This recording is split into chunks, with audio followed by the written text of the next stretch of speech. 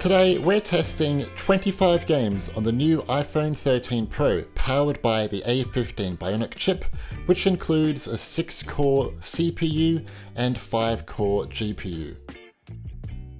Our first game is the upcoming battleground shooter Catalyst Black, which is coming to the App Store in December. I have received this game as a test flight from Apple and the developer Super Evil Mega Corp. It is currently the only game on this list that has been optimized for the iPhone 13 Pro. I would not call this game very high-end, but it's jam-packed with really cool features. Apple told me Catalyst Black supports ProMotion or 120Hz, meaning it runs up to 120 FPS here. Unfortunately, I am unable to analyze and show the FPS on screen as I will do for all the other games. This is because the Lightning connector on the iPhone, which I use to capture raw video footage, is only outputting at 60 Hz. The game also has partial controller support on iPhone and partial keyboard support on iPad too. Currently, What Remains of Edith Finch is the best looking game to try on your iPhone 13 Pro.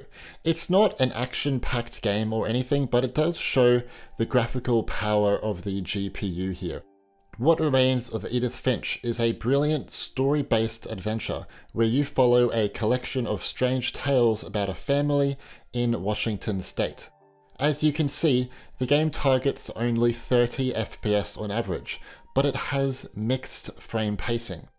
This is the same story on the PS4 and Xbox One versions. This lower frame rate, believe it or not, was intentional in development to provide a more cinematic movie experience. There is, however, one part of the game where the frame rate can go up to 45 FPS on average. This is during the thought-provoking and hauntingly beautiful story of Calvin on the swing set. The slightly higher FPS is to work around a stability issue with physics as you swing up and down. While this game was released way back in 2014, playing it on most iPhone and iPads is the best experience. This version is sadly missing some quality modes such as graphics and performance and is only getting 30 FPS. This is just because the game hasn't been optimized for the device. Ferrell told me they are confident that Grid Autosport will perform well on the iPhone 13 Pro, but they'd still prefer to abstain from claiming that until they have those devices at their disposal and all the necessary tests can be made. I mean, Grid Autosport can get 60 FPS on the iPhone 12 Pro, so it should be able to here easily. I asked Ferrell if they plan to add the 120Hz mode from iPad Pro, and they replied saying, "We do not have anything to announce yet, as the relevant tests need to be made once we have the new device at our disposal." COD Mobile is currently capped at 60 FPS, even on the iPad Pro with ProMotion as well. I confirmed this with Activision. Anyway, at max settings, the game gets around 50 to 60 FPS, which is decent enough. The graphics of this game are okay. I would say they are a little overrated in my opinion.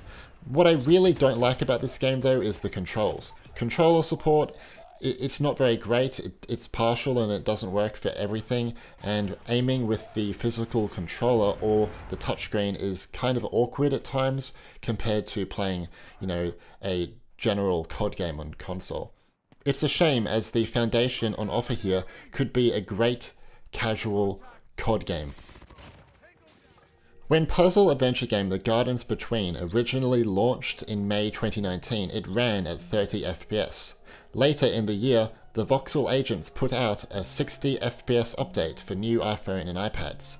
Thankfully, this 60 FPS update has transitioned over to the iPhone 13 Pro.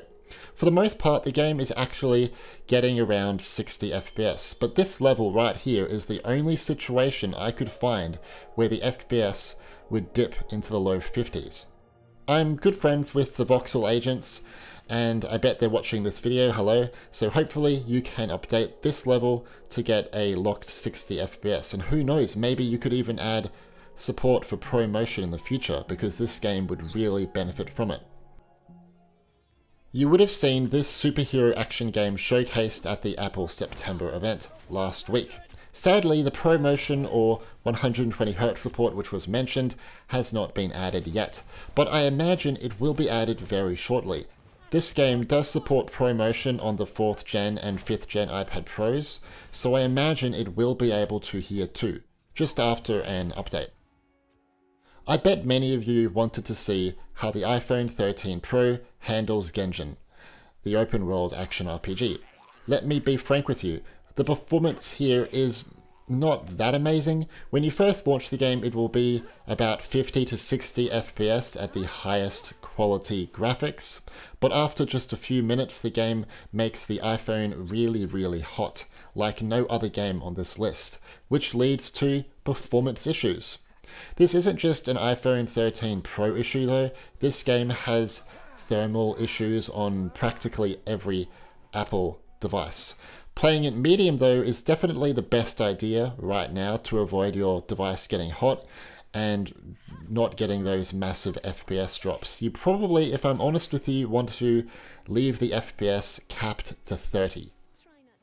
I didn't think there was a point to track the FPS with this one since it's just an AR game.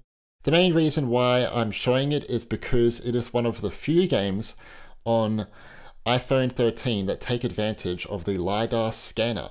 This technology allows the game to interact with the real world like never before, blurring the lines between the physical and virtual world. It's really cool. It's not always perfect, you have to keep that in mind, but LiDAR delivers the most immersive AR experience on mobile by far. As I always say, despite this being just a children's game, SpongeBob SquarePants Battle for Bikini Bottom is still a good console quality game to play on your iPhone 13 Pro, or any Apple device. The game has different quality options that you can enable.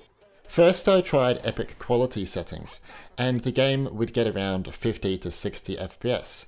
At high quality, it would increase slightly, but not much. So if you want 60 FPS, you'll need to lower the quality settings to medium, unfortunately. But I think epic quality and the very slightly lower FPS is completely playable, and the game looks really gorgeous at this state. The Pathless is known as one of the most demanding games on Apple Arcade. Yes, it's a pretty big open world game after all, and it features fast movement and some cinematic visuals, but I think it could really do a lot better here.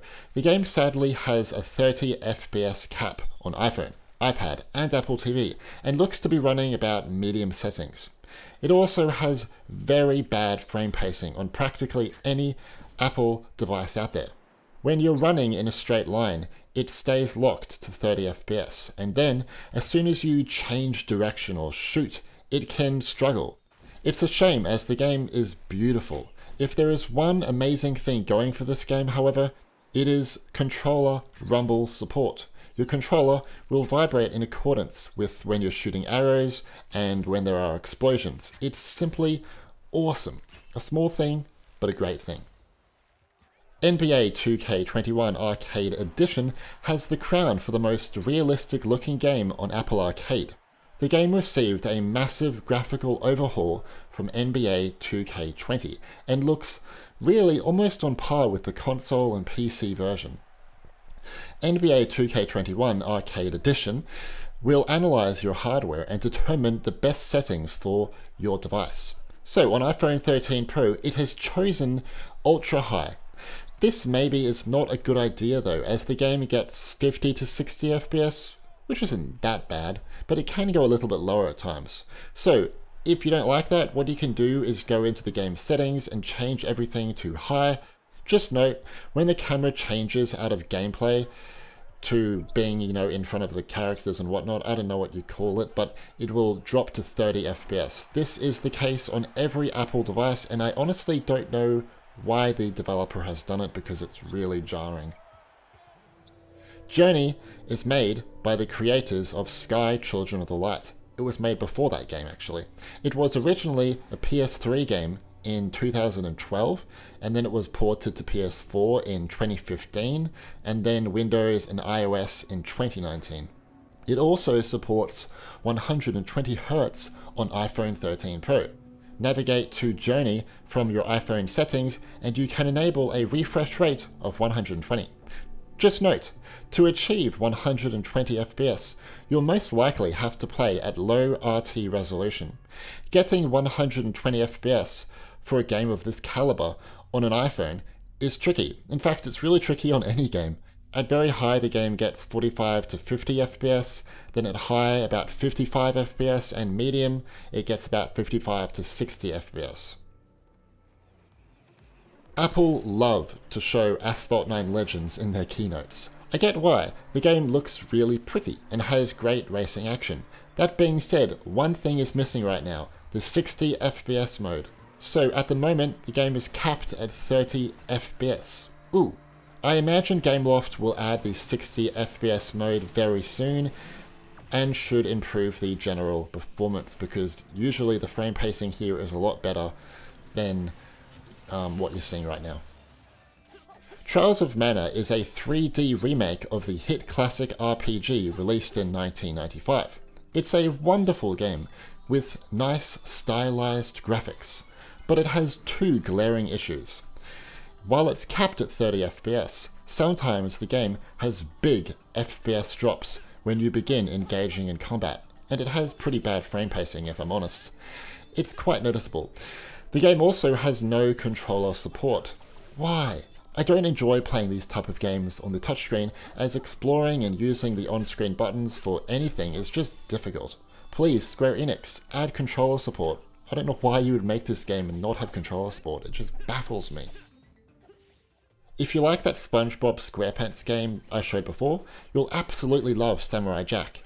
Samurai Jack is an action-adventure video game on Apple Arcade and is based on the American animated television series with the same name, aka Samurai Jack.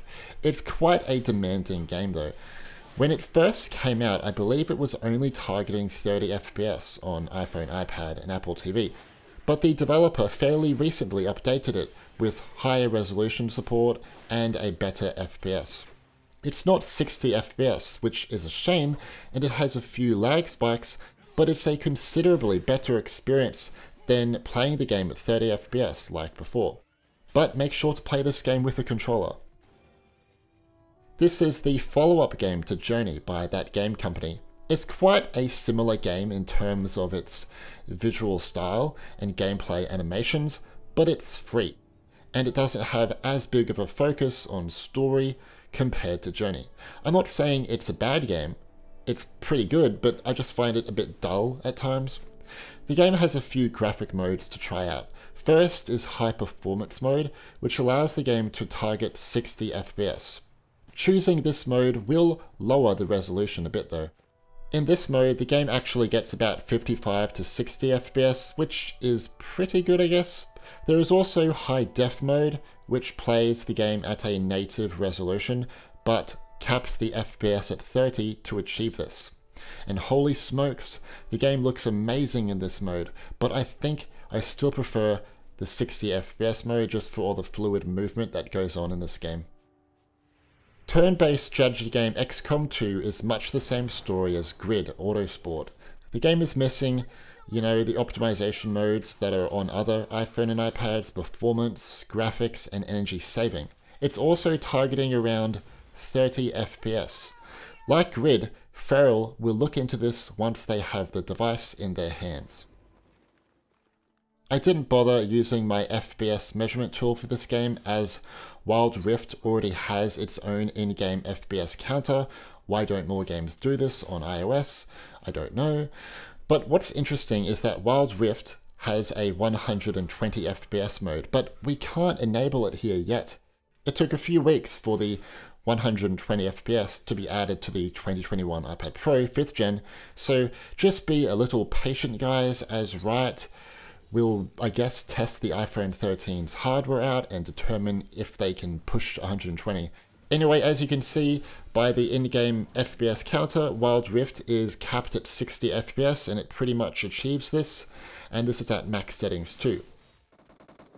I know many of you are going to want to see this game. I'm really sorry. I'm awful at PUBG, so it was hard to get any decent gameplay for you. Anyway, if you play this one at Ultra HD graphics with anti-aliasing on 2 times, the frame rate can be anywhere from 45 to 55 FPS. If you want a smoother frame rate, you'll want to play at HD graphics. This game does not support 120 FPS yet, like many will tell you, but I imagine it could be added in a future patch. Fantasian is one of the most beloved RPGs on mobile today. Great story, great gameplay, great characters, and amazing visuals. After all, almost everything you see on screen is real. All the sets were 3D scanned into the game with character anime models inserted after. When Fantasian launched earlier in the year, Mistwalker told me that they were targeting 50 FPS for whatever reason. Dead Cells is one of the best action platformers out there. Playdigious are very good at keeping the game up to date with new content on iOS 2. We've recently got the Bad Sea DLC, and then, like last week, custom mode update, new biome, new monsters, new weapons, and the Fatal Flaws DLC was added. Awesome. You can actually disable the FPS cap in this game, but don't bother. The FPS here is about 45 to 60 FPS, even if high resolution is disabled. This is really strange to me. If I were you, I would keep high resolution enabled, as I doubt any of you will even notice the tiny FPS drops. Life Sim My Time at Porsche was released earlier in the year on the App Store. When I reviewed it on previous iPhone and iPads, it was capped to 30 FPS, and most devices could not even stay on this frame rate, except for the M1 iPad Pro. Since then, the iOS developer Pixmane has added a 60 FPS mode with improved general performance.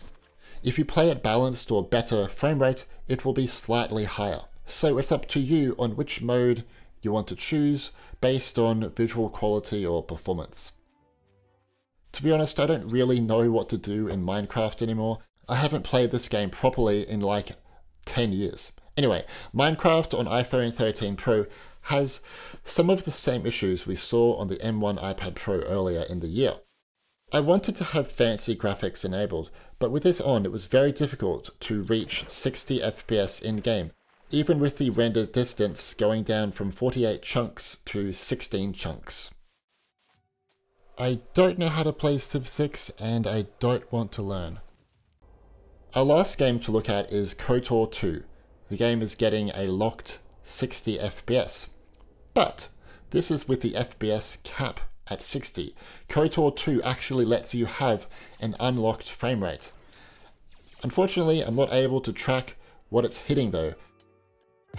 What do you think of the gaming performance offered by the iPhone 13 Pro in this video? Pretty much every game on this list except for Catalyst Black is not even optimized for the A15 chip yet. If you're worried about the performance, maybe wait a few weeks until more developers update their apps. Anyway, leave a like if you found this video helpful, and be sure to subscribe and turn on notifications, as next week I'll be posting similar videos for the new iPad mini 6th gen and iPad 9th gen. So stay tuned. My name's Stewie, and thanks for watching.